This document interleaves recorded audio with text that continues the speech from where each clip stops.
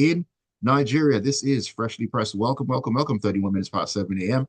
It is, as always, an interactive session. So we're always looking to you to also share your thoughts on the stories that we'll be talking about this morning. Come through on WhatsApp. The number is 0809 440 981. 0809 440 981. That is the WhatsApp number. You can also find us on YouTube or streaming live at Smooth 981 FM Lagos. Smooth 981 FM Lagos. Joining me this morning to talk about the stories and, of course, make sense of it all, as I love to say, is Chibuzor. Good morning to you, Chibuzor. Great to have you in on an Independence Day morning, even though you're not in the studio. But hey, you're with us all the same. Good morning, Ayo. Good morning, Lagos. Yeah, it's an Independence Day. We are celebrating. Well, using the word celebrate. I'm using the word celebrating loosely, but hey, at least we are not in full-fledged war. So let's celebrate in air quotes our 64th year anniversary as a country. Let's look at where we are now and look at where we expect to be or hope expect to be in the near future, and how do we get there is the next question. So, exactly. yes, Nigerians. Yeah, all that's right. where we are. All right, let's begin our sojourn into the papers in the Punch, actually. And we need to talk about this because it's October the 1st, and it has to do with the October the 1st Fearless in October protest. Now, the defense headquarters on Monday said troops had been placed on alert to support the police during the nationwide protest that is scheduled for today. Now, this was as senior lawyers and civil society organizations cautioned against military deployment during the rally, noting that it could aggravate the situation and trigger violence as well. I mean, looking at this, the defense headquarters saying that troops have been placed on alert. I mean, what does that even say about the mindset where this is concerned? Okay, DHQ, the defense headquarters, like you said, has have informed Nigeria that they've been placed on high alert. Take it how you want to take it. For some people, it would mean that you want to increase the pressure in an already pressurized environment, or try to intimidate people who want to come out and exercise their constitutional rights. For some of that, it's at the cost. It's the normal thing. We need, we don't have. If you look at the data with data and the numbers before us, we do understand that we don't have enough. We don't have enough people in the police force to be able to provide the levels of security that are required, especially on a day like this where you could have large numbers of protests in various parts of the country. So your police would be thinly spread. So the call on other paramilitary, other military forces to support them would just be normal. And I think also, like I said, because of our distrust with government and the security forces, it also drives the way we see some of these things. Yes, you can place the military on high alert, which means that obviously, if there are incidents, we can call them up. The officers are stationed to support. But if we had a better relationship with our government, have more trust in our government, more trust in our military and paramilitary forces, what in terms of how they would react in situations like this, we would understand or would accept that it would be a good thing for them to they can provide required levels of security if there is a potential breakdown of law and order. But the reality is the reality of where our relationship is with various forces. Um, and that drives how the lawyers, how the CSOs have civil society organizations have responded to this statement by the defense headquarters. Um, in the last series of protests, we saw some levels of breakdown of law and order in parts of the country, especially Right. I think up north. In the north, yes. We saw a lot of destruction of public of public property, and would expect that if we have this force have been placed on higher alert, if they are ever called into action, their call to action will be to protect public property and from prevent them from destruction if cases like that ever come up. The major concern for Nigerians, obviously, like apart from the mistrust, is how have we prepared our security forces to deal with protests? The truth is that in a democratic climate, and today we're going to we are independent, you know, for we are still a democratic state. We have elected governance, we have in quote or in theory the representation of the people and at the highest levels determining where we proceed as a country. One of the things that we've failed to do is especially from or what of the things that it appears that we have failed to do, especially from the policing point, even from the security perspective, is prepare our officers, both in the police, in the army, in the NSCDC, all the associated um, organizations to deal with public protests, to manage crowds, to have what we see in other crimes. And it's very interesting that we've seen Nigerian soldiers, Nigerian police officers go to other countries in peacekeeping missions, in exchange programs, and they have performed in those crimes with the same tools that we find hard to use in Nigeria. So, in other crimes where we have protests, we do see, we see the police, setting up barricades, preventing protesters from accessing particular places, using things Mm, like water mm, cans, non-leaflets, all those actions, all those plans, all those, you know, equipment. Here, unfortunately, when the fear of engagement is never we have had cause to have these engagements.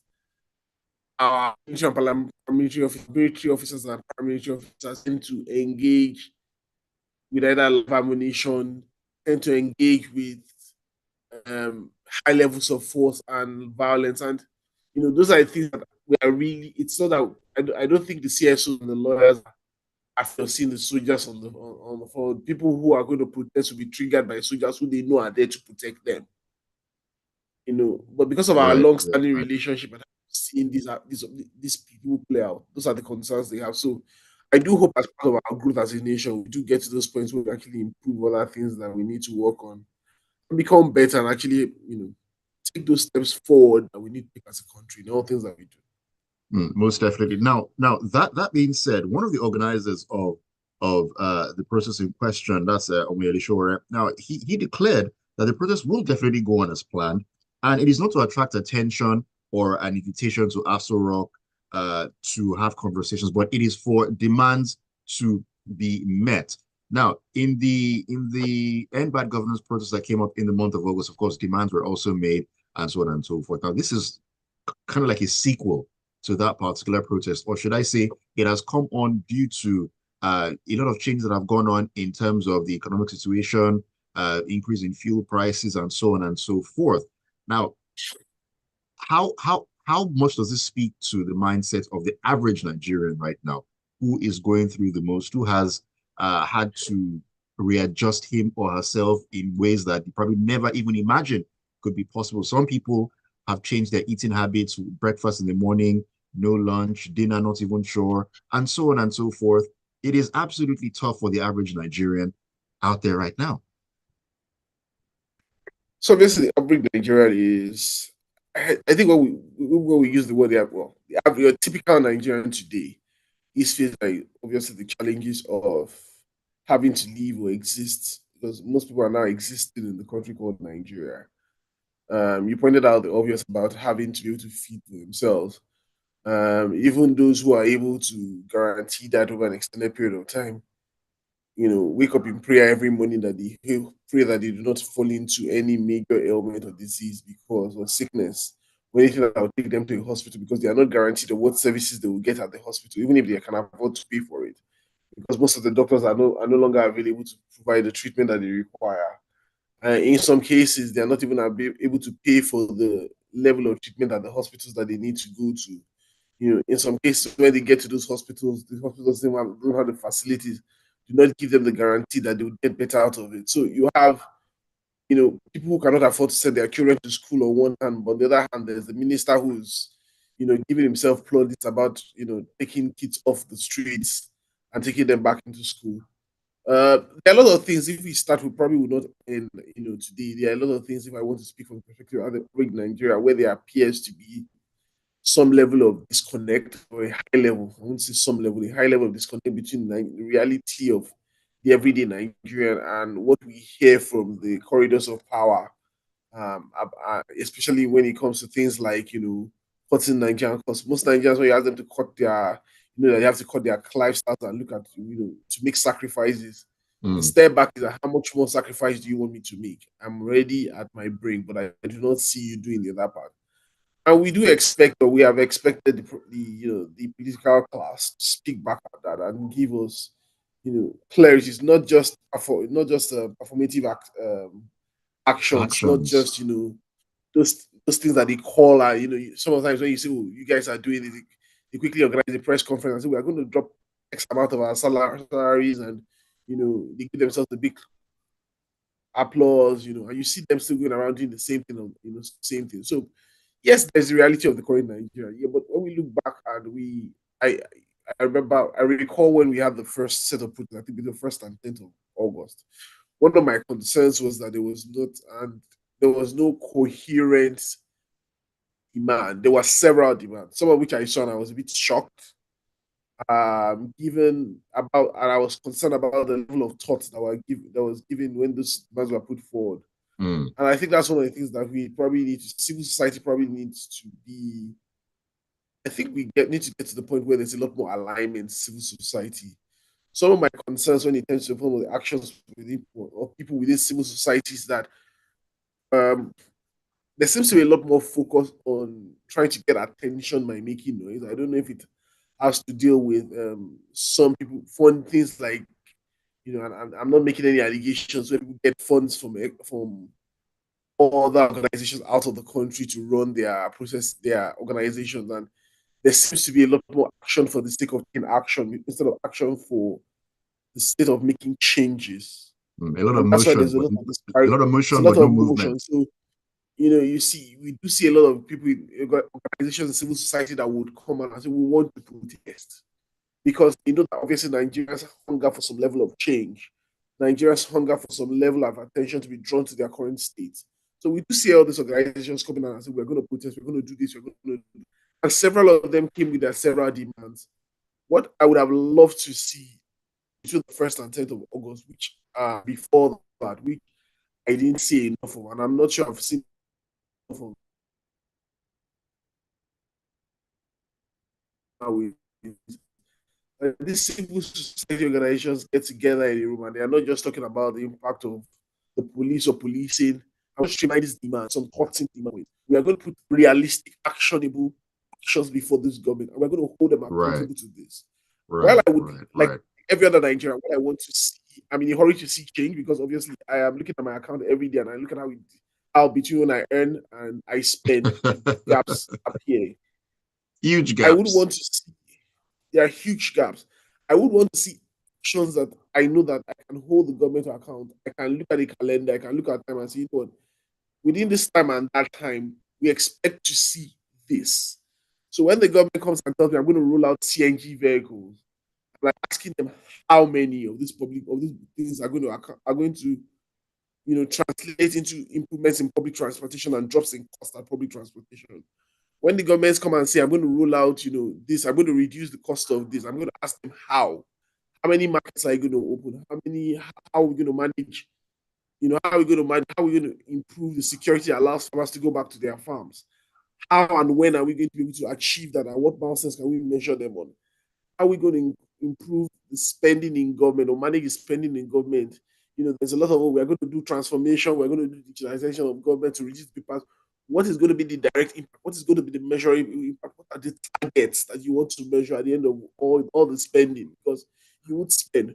When I construct this set of routes, what do we want to get out of it apart from just constructing routes and clapping and having a big ribbon cutting exercise where we spend more money on the celebration and actually spend on the constructions. So I Mm. would like to see, instead of the things where we say we want to reduce for the exchange rate from what it is now, we have been in 1,600, I think it's about 1,670 or thereabouts. And somebody comes and demands that one of our demands is that we need to get back to 100 naira to a dollar. We need to take fuel back to 200 naira for a liter. Those demands and those kind of statements, because I don't call them actionable demands, remind me of the bad old days of when we were in university and had the student union leadership. And at student union level, they did have some excuse. There was the reality of their experience and the reality of what is possible or feasible in the larger society. But today, what is the actual practical steps that we need to take to improve the lives of Nigerians?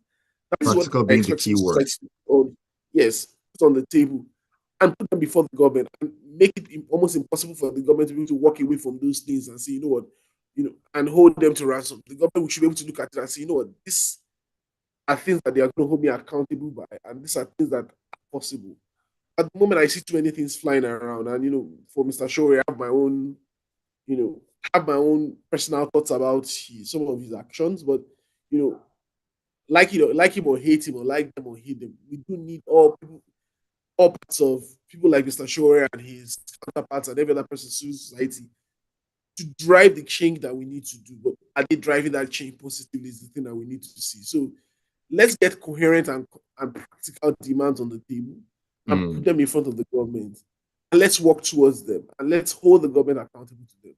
That's why I expect to see the big change. So just saying, we're going to go and protest, at times I say we're going to put this,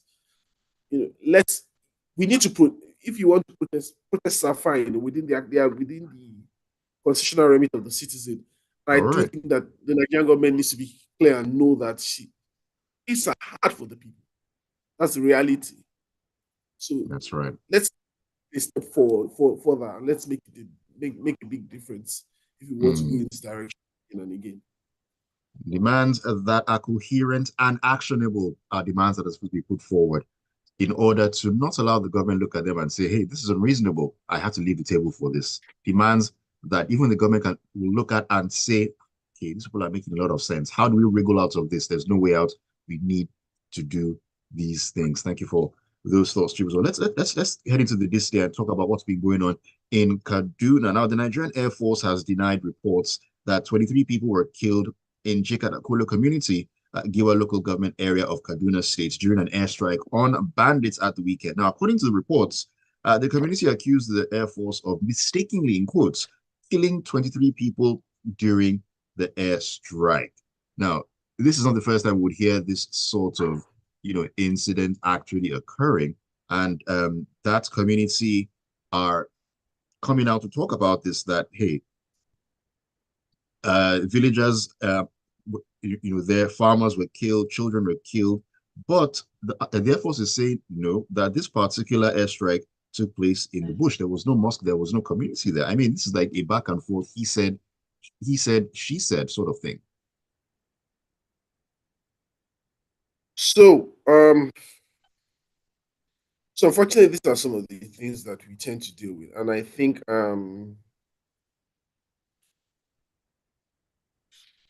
if you look back at our more recent history, where we've had cases like this, at the end of the day, what typically we tend to hear, and I'm not is that and what we typically tend to get at the end of all the discussions is a recognition of the fact that these issues have typically happened.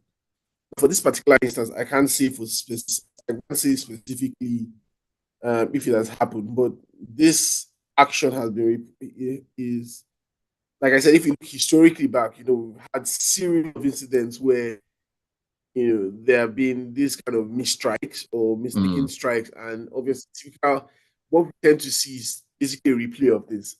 The community, the people come and say, "Oh, this number of people are killed in what obvious strike by a part of the Nigerian military, like the Air Force, in this case, the Air Force, and particularly the Air Force."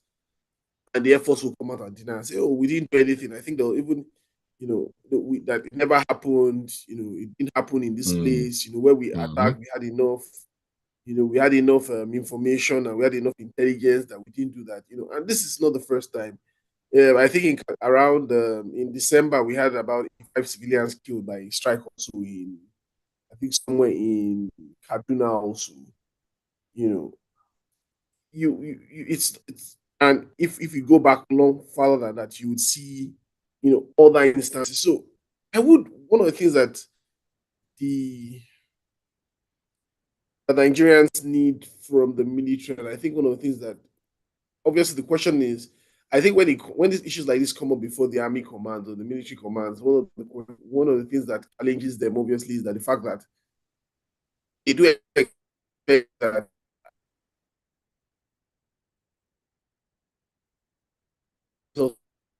highest possible standards and say, you know what, we do this. But the reality is that a lot of these things have a lot of moving parts, and what I would Right. expect in some instances is that, before there is a rush to respond, there is also some independent review of what has happened. So Mm. these are early days. The military has said they did not do it, and they didn't kill anybody. The people community have said they have done it. In a and it goes back to the basis of of democracy and what democracy means to us as a people. It's basically representative leadership. I would expect that this set of people fall under some particular local government. They have their traditional chiefs. They fall under within local government. They'll probably have at best they would have councillors councillors that are representing them. They will have local government chairmen. They will Right. cascade out to Right. the state Right. government. What I would expect to see is that all these agents of government in the next few hours would either be able to validate this story, because when we say people are being killed, it's not like there is evidence on the ground. There's supposedly evidence on the ground to Definitely. these people have families. So you know we should have built up our we should have a system such that we are not making back and forth allegations without proof. The evidence, there are pictures to be taken, there are people's bodies to be seen, the autopsies to be carried out, we need to prove that what has actually happened. Then we can actually make a case of it. Then, but one of the things, like, my major concern is the hurry at which the Air Force has come out to deny that, oh, we didn't do anything, we didn't kill, that we are, that yes, we had a strike, but our strike was not in this area, it was in the bush. you know. And for me, it's a bit worrisome because you've acknowledged that there was a strike. People are saying, well, there was a strike, but it killed people, and this is where it hit. But you say, oh, it was in the bush. So it's he said, she said, and at the end of the day, like I said, there are people, there are structures, there are ways that these things can be validated and we can come out of it. But unfortunately, like I've said, if you look at our recent history with a lot of our military and paramilitary organizations, we would see a lot of cases of this instant initial denials before there is some conclusion or some resolution around the issue. So I think we just keep watching the story until we see change. I'll follow the story through so when we get to some conclusion. Mm. But most definitely, this is something that needs to be looked at, investigated, and uh, it Yeah, it does. I think on our Independence Day, on our 61st Independence Day, one of the things that I would hope that the government needs to get to, and I see people, we need to start seeing that, yes, we're a large country with a lot of people, but we should get to the point where one life, the life of one Nigerian, is valuable or not. And we're not talking about the Nigerian at a high, position, or some honorable, some president, some governor, some senator, but every Nigerian is taken to be important. Once we get to that realization, then probably our leaders and our leadership will do a bit better. mm, hopefully. Michael on WhatsApp says, and this is in reaction to what you said about about gaps in your account. He said it's beyond gaps, more like black holes. Oh my goodness, Mm. Michael, I can fully understand what it is you're talking about there. You know Ajayi where I am. Olunilola Ajayi Olunilola says, it's unfortunate that even as we attain the old age of 64 years, the country continues to crawl instead of moving with the rest of the world. And there seems to be no hope in sight as successive governments continue to fumble and wobble in search of the right path to progress. It's a shame, really. All right, thank you for sharing your thoughts there. Chibuzor, let's take this final. So really, we have only 2 minutes to actually jump on this one, and I just want to talk about the story concerning crude oil. Now, a report by the Nigeria Extractive Industries Transparency Initiative has indicated that Nigeria lost 362.28 million barrels of crude oil due to measurement errors, sabotage, and production adjustments between 2014 and 2023. Now, this implies that the country lost about 992,547 barrels of crude oil daily due to the above mentioned issues. in 10 years. That is a lot of barrels of crude oil to actually lose. So just kindly race through this one, Jimmy. Just race through it because we need to wrap up the conversation.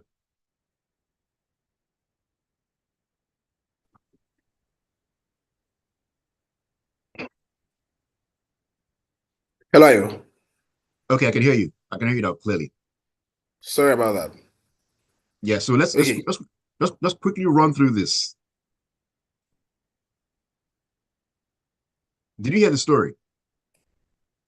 No, no, no. I didn't hear the story. So which story is it? Oh, the report by the Nigeria Extractive Industries Transparency Initiative that indicated that Nigeria lost about 992,547 barrels of crude oil daily due to the issues mentioned, measurement errors, sabotage, and production adjustments between 2014 and 2023. You have about a minute to just run through this one. So this is no news. The fact that we are losing barrels of crude every day in this country is no news. The the fact that we are losing about 992, 547 is news because of now we've measured how much we're losing. But Mm, I'd like to take it a step forward by looking at how much that 997 barrels of oil would have gotten to us because it's a daily cost. If we take the cost of a barrel of oil and multiply it by that, it tells us how much we've lost as a country in this period. So he's talking about we've lost about 1 point between, for instance, there are numbers here that are mind-boggling. So we said in 2016 we lost about 101.6 million barrels. In 2017, 34.46 million barrels. And in 2017, we said if you look at, we lost about $1.96 billion.